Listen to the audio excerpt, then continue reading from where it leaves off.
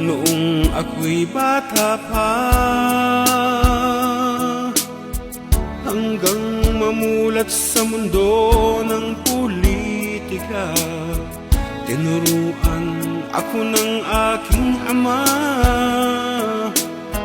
kung paano magmahal sa ating bansa, mag-aruga sa mga maralita,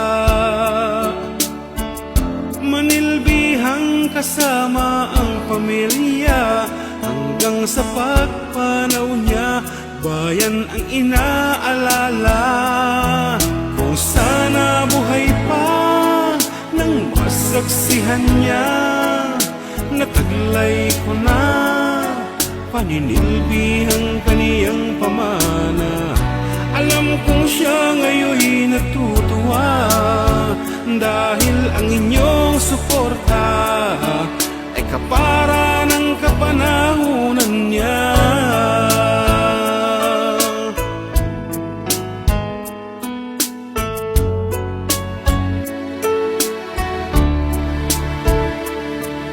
Sa saliw ng awit ni Ina,